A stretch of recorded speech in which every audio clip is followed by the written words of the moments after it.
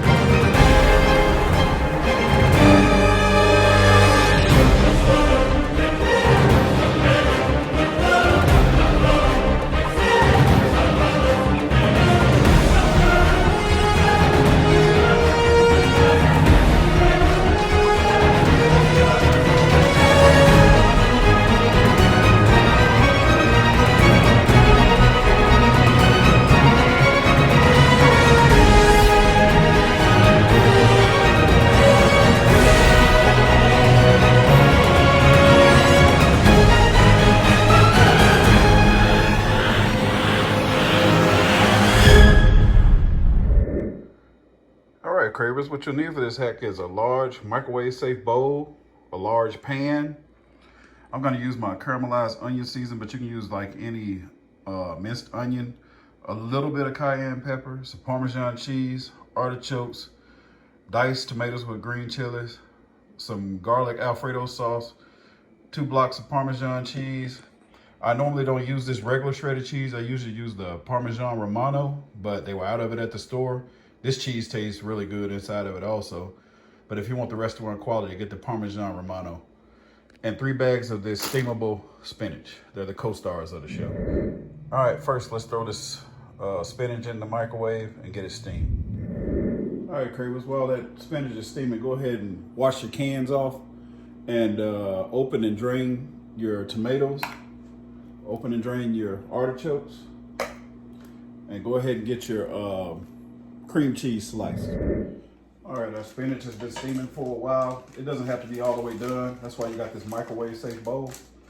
So let's go ahead and cut that open and dump it into the bowl. All 3 bags. Go ahead and dump the artichokes in. I usually get these quartered artichokes. You can get the whole ones if you want to and slice them. But it's easier because these have already been sliced and all you gotta do is just pretty much chop them up. So now I'm gonna take some of my caramelized onion here, and however much onion you like, put that in there. Don't put fresh onion, get the minced. Or either if you got a Sam's Club or Walmart that carries this caramelized onion, use some of that. Next, you're gonna put a little bit of cayenne pepper. I mean, it's depending on how spicy you like it. It's not really spicy at the restaurant, so I just shake a little. It's just for the flavor, basically. It gives it a little bite. After that, I'm gonna use some of your Parmesan cheese, whatever your favorite brand is.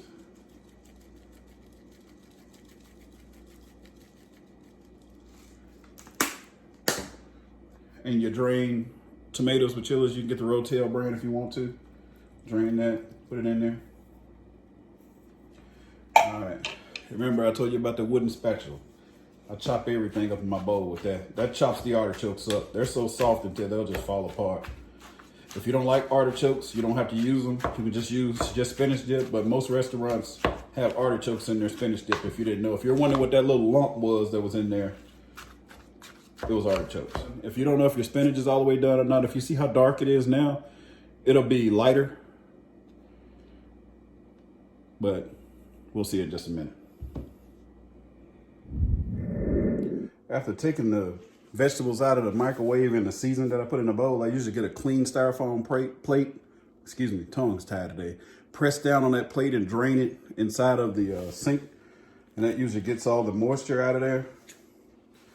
And as you can see, as I said before, the spinach is lighter now and you know it's done. So after squeezing the life out of that spinach, you want to stir it up, loosen it up just a little bit. Go ahead and take your entire jar of Alfredo with roasted garlic. Just dump the whole thing in there.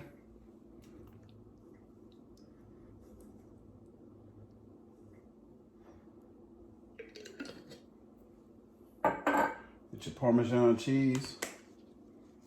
Sprinkle a little bit more in there.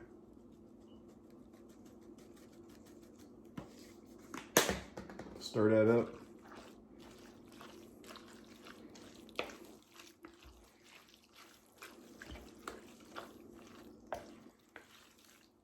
It should be getting really creamy now.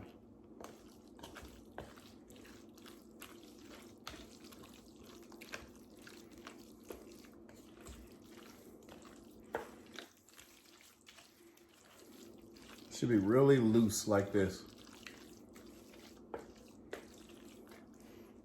Now go ahead and get your cheese. Sprinkle as much as you want in there. I'm not going to sprinkle that much, just enough to taste. It may look like a lot, but it's a lot of spinach in the bottom of this bowl. So.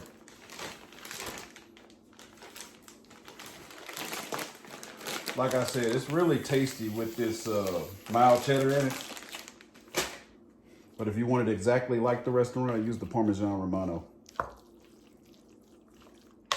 Or you can use like a 5-cheese Italian blend. That works really good also. Get all that cheese stirred up in there. Now you want to take this cream cheese that you sliced earlier. That's how I sliced mine. Come a little closer so you can see it. Let's just sort of melt faster. Go ahead and push that over in there. You know how hard it is to get this cream cheese off the pack. All right, that's one.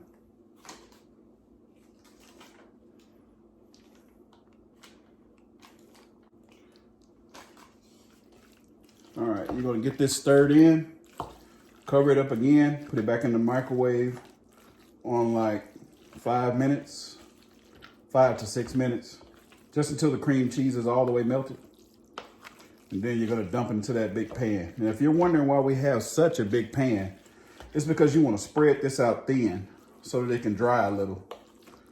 It takes it longer to cook inside of a big pan. I mean, a small pan, pardon. All right, so you don't have to make sure it's just really mixed all in that good. Just make sure it's covered with the spinach so it can melt in between that spinach, because it's gonna get really hot. All right. See you after we put this in the microwave, 5 to 6 minutes.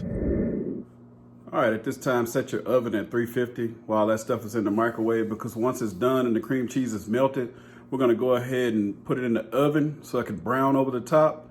After that, when we stir it up, it's gonna be ready to eat. And then you tell me what you think about it below.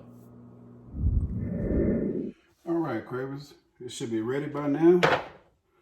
Go ahead and watch the side of the bowl, because if it's as hot as mine, because that spinach gets really, really hot. Go ahead and dump that in there.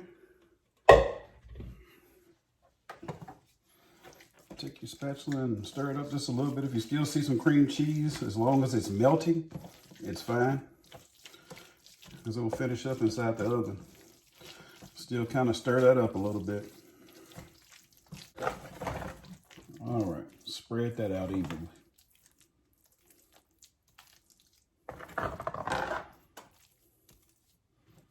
A disclaimer, this stuff is freezable. Put it inside a Ziploc bag, put it in the freezer. Think about it, when you go to Walmart, you buy the TGI Fridays or the Chili's or whatever they have in the freezer section, it's frozen. You throw it in the microwave. Same thing with this. Same exact thing. All right, we're gonna throw this in the oven once the oven gets up to 350 and leave it in there until it browns on the top. So there's no specific time limit, just until it browns on the top. You're gonna stir it one time, stick it back in, let it brown again, and then stir it up and you'll be finished. Just in case I forgot to mention, you wanna set that on the next level up from the bottom. All right. All right, cravers, I'm gonna rack that bad boy out a little early just so you can see what you're working with. See how good that's looking? Starting to brown around the edges. You want this to get dark before you stir it.